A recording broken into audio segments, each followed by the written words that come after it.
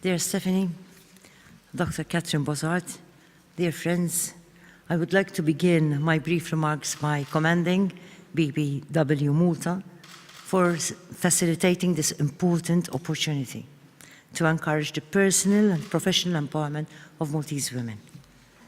Let me also take this opportunity to welcome Dr. Catherine Bossart, BPW International Vice President on United Nations Matters. Welcome, and welcome all the trainers also, and I do hope that BPW Malta will find you some time, not just to work, but also to go around our beautiful island so that you can also see for yourselves our great heritage.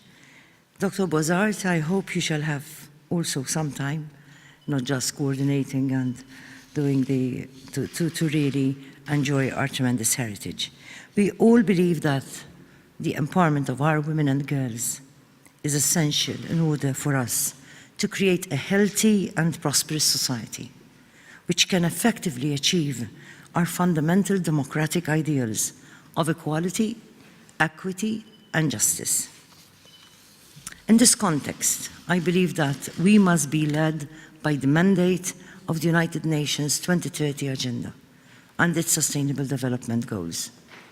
Agenda 2030 is a roadmap that brings with it a system of values which promotes respect for human dignity, the pursuit of equity, effective access to democratic participation, and equitable opportunities for prosperity.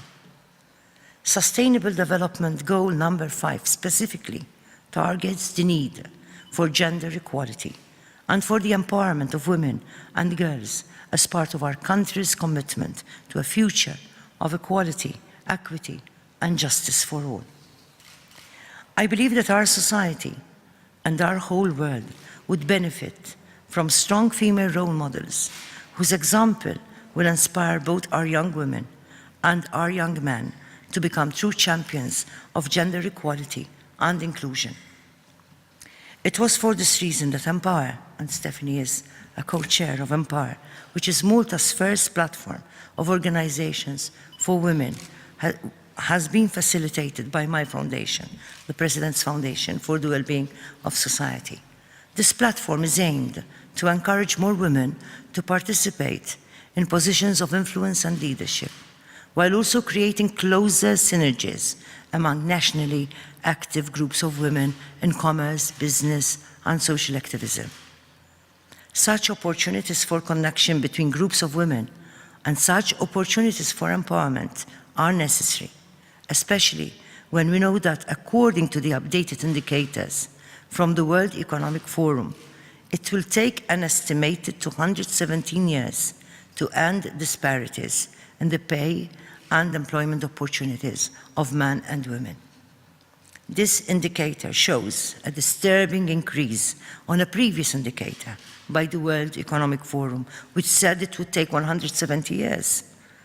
This is evidence of the fact that disparities are becoming worse rather than better. In the face of such worrying indicators, we cannot be complacent. Let me now focus for some time on the situation in our country. Notwithstanding the large employment gender gap of over 25 percentage points between Maltese men and women, the 2017 European Institute for Gender Equality Index shows some signs of positive development. Most importantly, this index is showing a positive increase in the level of Maltese women engaged in full-time employment.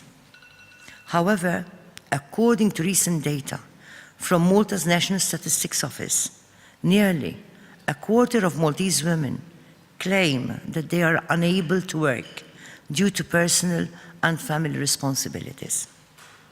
The European Institute for Gender Equality Index also notes that one of the most serious challenges for gender equality in Malta is the unequal division of time spent by women and men on unpaid work. According to the latest European Institute for Gender Equality Index, the share of Maltese women who are members of boards in the largest quoted companies is only 3.8%, compared to a European Union average of 21.7%. As regards the top levels of decision-making, according to the 2018 European Commission's report on equality between women and men, Maltese women account for less than 20% of parliamentary members in Malta. The European Commission's report also echoes the European Institute for Gender Equality Index, stating that Malta is among the worst performers on the gender employment gap in Europe. In fact, according to the European Commission's report, women across the European Union are still a long way off from achieving full economic independence. In comparison to men, Maltese women still tend to be employed less, are employed in lower paid sectors, work on average 6 hours longer per week than men, but have fewer paid hours and face fewer and slower promotions.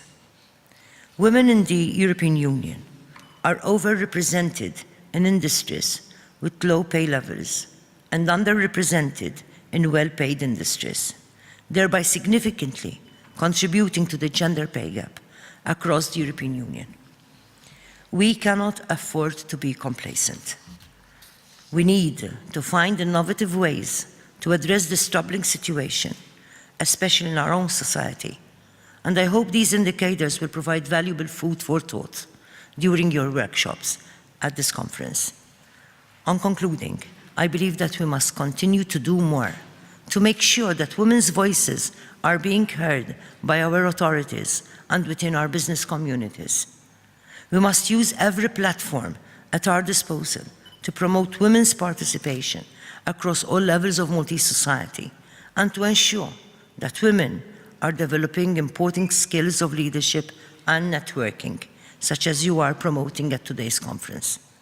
Let us be united to safeguard equality, equity, and dignity for each and every member of our society in pursuit of sustainable peace, prosperity, and well-being in our Maltese islands. Thank you.